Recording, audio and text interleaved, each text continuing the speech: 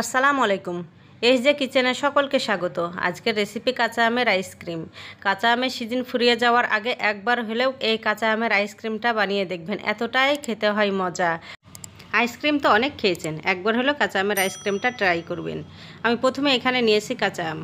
আমি একটা কাঁচা আম দিয়ে আজকের আইসক্রিমটা বানিয়ে দেখাবো। বড় সাইজের একটা আম নিয়েছি, খুব ভালোভাবে পরিষ্কার করে নেব। কেউ চাইলে খোসা ছাড়িয়েও এই আমটাকে সিদ্ধ করে নিতে পারেন। আমি তবে গোটা আমটাকেই সিদ্ধ করে নেব। একটা পাতিলে আমি পর্যাপ্ত পরিমাণে পানি দিয়ে এক ঢাকনা দিয়ে এখন সিদ্ধ করতে দিয়ে দিব। দেখুন কাঁচা আমটা কতটা সিদ্ধ হয়ে গেছে, ফেটে গেছে, বোঝা যাচ্ছে কাঁচা আমটা সিদ্ধ হয়ে গেছে। আমটাকে ঠান্ডা করে আমি খোসাটা এখন ছাড়িয়ে নেব।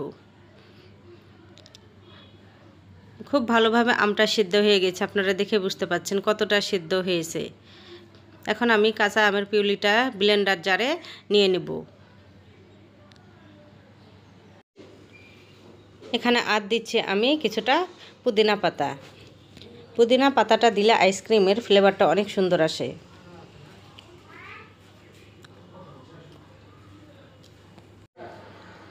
আর দিব আমি এখানে হাফ চামচ মতো বিট লবণ। আপনারা আপনাদের পরিমাণ মতো দিবেন।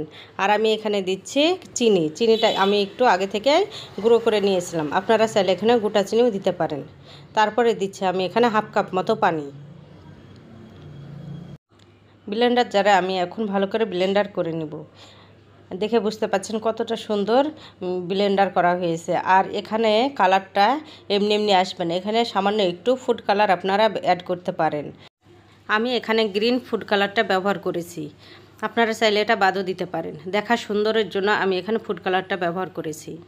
অনেকে বলে পুদিনা পাতা দিলে কালারটা আসে, কিন্তু এই কালারটা কখনোই আসবে না, ফুড কালার দিলে এই গ্রিন কালারটা আসবে।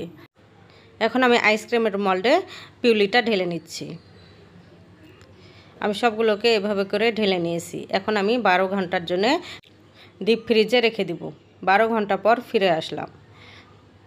এখন এই আইসক্রিমের মোল্ডটাকে আপনারা বাইরে 5 থেকে 6 মিনিট রাখলে এমনি উঠবে। আর কারো যদি তাড়া থাকে তবে পানির বাটির মধ্যে রেখে দিলে এটা কিন্তু সহজে উঠে আসবে।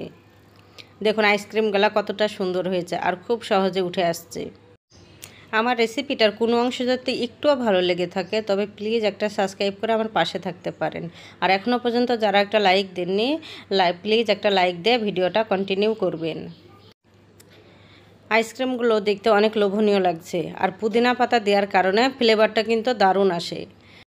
কাঁচা আমের সিজন ফুরিয়ে যাওয়ার আগে একবার হলে কাঁচা আমের আইসক্রিম খেয়ে দেখবেন, দারুণ লাগে। আশা করছি আজকের রেসিপিটা আপনাদের কাছে ভালো লাগবে।